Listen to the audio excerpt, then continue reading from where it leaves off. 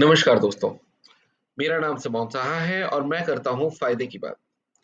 दोस्तों, stock market में अच्छा इन्वेस्टमेंट करने के लिए हम कौन-सा स्ट्रैटेजी अपना सकते हैं? आज मैं इसी बारे में बात करूँगा दोस्तों, पर सबसे पहले मैं चाहता हूँ कि आप मेरे चैनल को सब्सक्राइब कीजिए और बेल आइकन को ज़रूर दबाइए। तो दोस्तों, पहली स्ट्रैटेजी जिसके बारे में मैं बात करना चाहता हूँ, वो है वैल्यू इन्वेस्टिंग। ये वैल्यू इन्वेस्टिंग होता क्या है? जैसा कि आप जानते हैं दोस्तों, स्टॉक मार्केट इमोशन पे चलता है। कभी स्टॉक मार्केट गिर जाता है, कभी उठता है। बहुत सारी चीज़ें सेंटिमेंट पे, बहुत सारे फैक्टर्स पे डिपेंड करती हैं। तो ऐसे में आप देखेंगे काफ़ी सारे स्टॉक्स होते हैं जो ओवर वैल्यूड होती हैं, यानी लोगों ने बहुत ज़्यादा खरीद लिया है और उसकी एक्चुअल वैल्यूएशन कुछ और है। इसी तरह से दोस्तों स्टॉक्स कई बारी अंडर वैल्यूड होती है, कि स्टॉक की वैल्यू कहीं ज़्यादा होनी चाहिए पर वो काफ़ी कम में बिक रहा है। हमें ऐसे स्टॉक्स का चयन करना चाहिए, हमें ऐसे स्टॉक्स निकालने चाहिए जिनकी वैल्यू एक्चुअल वैल्यू से काफ़ी कम है और उन्हें अगर हम होल्ड करके रखें, तो हम एक अच्छा रिटर्न पा सकते हैं। इस स्ट्रैटेजी को दोस्तों वैल्यू इन्वेस्टिंग कहते हैं। तो दोस्तों वैल्यू इन्वेस्टिंग के लिए हम अच्छे स्टॉक्स का चयन किस तरह से कर सकते हैं? दोस्तों आपको याद होगा कुछ वीडियो पहले मैंने आपको बताया था कौन से स्टॉक्स में हमें इन्वेस्ट करना चाहिए, उसका पता हम कैसे लगा सकते हैं।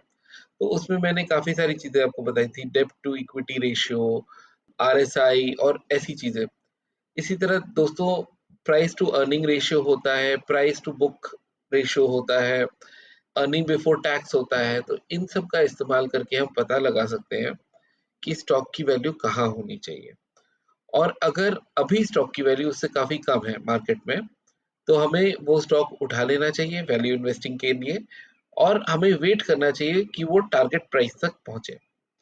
वैसे दोस्तों मैं रिकमेंड करूँगा कि बहुत सारे सर्टिफाइड रिसर्च एनालिस्ट हैं, जो हर समय बताते रहते हैं कि कौन-सा स्टॉक हमें खरीदना चाहिए और उसमें कितना अपसाइड पोटेंशियल है।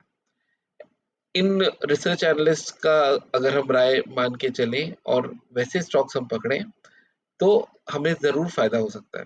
तो दोस्तों अब हम आते हैं दूसरे स्ट्रैटेजी में, जो कि है ग्रोथ स्ट्रैटेजी। ग्रोथ स्ट्रैटेजी क्या होता है? मान लीजिए कोई कंपनी है दोस्तों, छोटी कंपनी है, स्मॉल कैप या मीडियम कैप कंपनी है, पर इस कंपनी का ग्रोथ पोटेंशियल बहुत अच्छा है।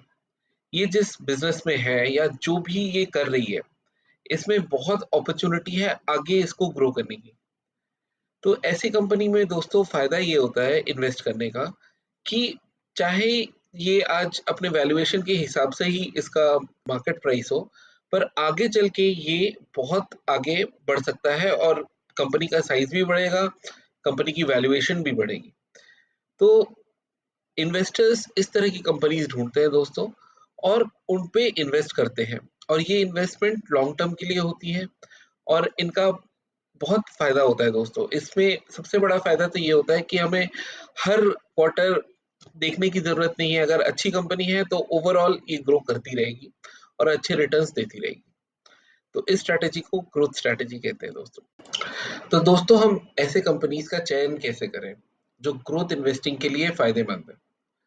सबसे पहले तो दोस्तों हमें अपकमिंग सेक्टर की कंपनीज़ ढूँढने चाहिए और जैसे मैंने बताया स्मॉल कैप या मीडियम कैप कंपनीज़ ढूँढने चाहिए जिनकी अच्छी ग्रोथ पोटेंशियल है। हमें इनका पीई रेशियो देखना चाहिए। PE ratio generally growth investing companies के कम होते हैं। यानी प्राइस टू अर्निंग रेशियो कम होता है ताकि आगे चल के बहुत अपॉर्च्युनिटी है प्राइस टू अर्निंग रेशियो का बढ़ने का। इसके अलावा दोस्तों हम इसके हिस्टोरिकल अर्निंग्स देखते हैं, हिस्टोरिकल ग्रोथ देखते हैं, प्रॉफिट मार्जिन देखते हैं, रिटर्न ऑन इक्विटी कैसा आ रहा है, फॉरवर्ड अर्निंग ग्रोथ कैसा आ रहा है। ये सब देखकर हम चूज़ कर सकते हैं ऐसे कंपनी को जो कि आगे चल के एक बड़ी कंपनी बन सकती है और हम ऐसे कंपनी में इन्वेस्ट कर सकते हैं। तो दोस्तों अब बात करते हैं एडवांटेज और डिसएडवांटेज की। ग्रोथ इन्वेस्टिंग के कुछ अच्छे एडवांटेजेस हैं और डिसएडवांटेजेस हैं। पहला एडवांटेज तो दोस्तों ये होता है कि इसमें रिटर्न ऑफ इन्वेस्टमेंट बहुत अच्छा मिलता है, क्योंकि ये छोटी कंपनी है, हाई ग्रोथ कंपनीज़ हैं, तो यहाँ पर बहुत अच्छे रिटर्न्स मिलने की उम्मीद है। दूसरा दोस्तों ये है कि आपको बहुत बड़ा इन्वेस्टमेंट करने की ज़रूरत नहीं है। आप छोटा इन्वेस्टमेंट करके भी अच्छा रिटर्न पा सकते हैं, क्योंकि ये ग्रोइंग कंपनीज़ हैं और आपको अच्छा रिटर्न देंगी। इसका सबसे बड़ा डिसएडवांटेज दोस्तों ये होता है, क्योंकि ये छोटी कंपनीज में इन्वेस्ट करने की सलाह देता है या नए सेक्टर्स में इन्वेस्ट करने की सलाह देता है, तो इसमें रिस्क बहुत ज़्यादा होता है। और कई बारी दोस्तों ऐसे रिस्क की वजह से आपको रिटर्न्स नेगेटिव में भी जा सकते हैं, आपको अच्छे रिटर्न्स नहीं मिल सकते हैं। तो रिस्क इसका सबसे बड़ा डिसएडवांटेज है दोस्तों। तो दोस्तों फ्यूजन स्ट्रैटेजी हमारी थर्ड स्ट्रैटेजी है, जो कि इन्हीं दोनों स्ट्रैटेजीज का मिश्रण है, आप कह लीजिए। इसमें आप कुछ स्टॉक्स ग्रोथ वाले लेंगे, कुछ स्टॉक वैल्यू वाले लेंगे और इस तरह से आप एक अच्छा पोर्टफोलियो बना सकते हैं। आप एक अच्छे रिटर्न्स कमा सकते हैं शॉर्ट टर्म में भी और लॉन्ग टर्म में भी। तो दोस्तों अगर हम दोनों स्ट्रैटेजीज का कंपैरिजन करें, तो क्या फ़ायदा है ग्रोथ इन्वेस्टिंग में और वैल्यू इन्वेस्टिंग में? जनरली ग्रोथ इन्वेस्टिंग में हम छोटी कंपनीज़ और मीडियम साइज़ की कंपनीज़ पे फ़ोकस करते हैं, जबकि वैल्यू इन्वेस्टिंग में हम मैच्योर्ड बड़ी कंपनीज़ पे इन्वेस्ट करते हैं। ग्रोथ पोटेंशियल ग्रोथ इन्वेस्टिंग में हाई होता है, जबकि वैल्यू इन्वेस्टिंग में लो टू मॉडरेट होता है।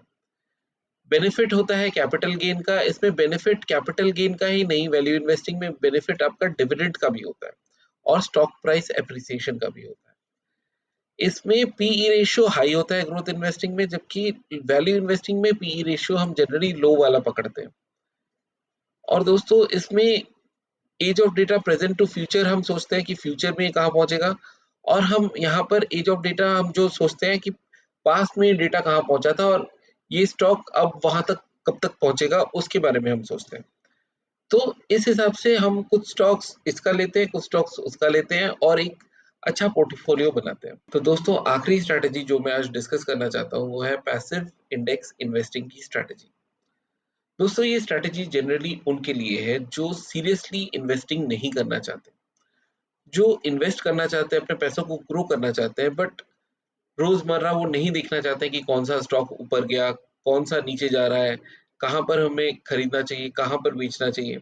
ऐसे लोगों के लिए ये स्ट्रैटेजी सबसे बेहतरीन स्ट्रैटेजी होती है दोस्तों। इसमें हम क्या करते हैं, जो इंडेक्सेस होती हैं, जैसे मान लीजिए निफ्टी 100 इंडेक्स है या जो इंडेक्स है जो अच्छे स्टॉक्स का एक ग्रुप है, उनमें ये लोग इन्वेस्ट करते हैं। वो उनमें इन्वेस्ट करके देखते हैं कि ये ग्रुप एज सच कहा जा रहा है। और दोस्तों इसमें ये बहुत डाइवर्सिफिकेशन करते हैं, कहीं भी बहुत ज़्यादा इन्वेस्ट नहीं करते। छोटा-छोटा इन्वेस्ट करते हैं, जैसे एक ही कैटेगरी के वो 5-6 स्टॉक्स पकड़ेंगे जो लॉन्ग टर्म में अच्छा ग्रोथ दे रही हैं। और वो रोज़मर्रा नहीं देखेंगे कि कौन-सा स्टॉक ज़्यादा ऊपर जा रहा है, कौन-सा नीचे जा रहा है, किसमें ज़्यादा पोटेंशियल है। तो ऐसी स्ट्रैटेजी भी लोग अपनाते हैं दोस्तों, जिसमें उन्हें इन्वेस्टिंग का फ़ायदा होता है, पर शायद उतना फ़ायदा नहीं होता जो कि एक एक्टिव इन्वेस्टर को होता है लॉन्ग टर्म में। तो दोस्तों पैसिव इंडेक्स इन्वेस्टिंग के भी कुछ अच्छे फ़ायदे हैं और नुकसान हैं। इसका सबसे बड़ा फ़ायदा ये है दोस्तों कि ये वॉलेटाइल नहीं होते, क्योंकि ये झुंड में स्टॉक्स खरीद रहे हैं और छोटे-छोटे अमाउंट में खरीद रहे हैं, तो डाइवर्सिफिकेशन ज़्यादा है और मार्केट वॉलेटिलिटी में इनका स्टॉक बहुत ज़्यादा नीचे नहीं जाएगा और बहुत ज़्यादा ऊपर नहीं जाएगा।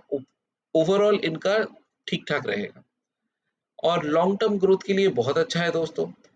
और इसमें दोस्तों आपकी ऑपरेटिंग फीस भी कम लगती है, एक्सपेंसेस भी कम लगती है, क्योंकि ये स्टॉक्स ये लॉन्ग टर्म के लिए खरीदते हैं और बार-बार खरीदते बेचते नहीं रहते हैं।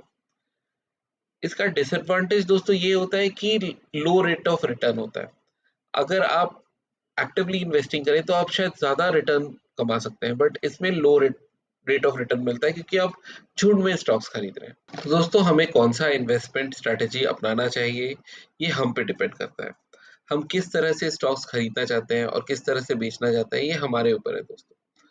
पर एक अच्छा इन्वेस्टर वो होता है जो शॉर्ट टर्म इन्वेस्टमेंट के बारे में भी सोचे और लॉन्ग टर्म के बारे में भी सोचे, जो हाई रिस्क वाले स्टॉक्स भी ले और लो रिस्क पे भी रहे, जो अपना पोर्टफोलियो इस तरह से बनाए कि भैया अगर वो एक्टिवली इन्वेस्ट ना भी करे तब भी उसका रिटर्न उसको मिलता रहे।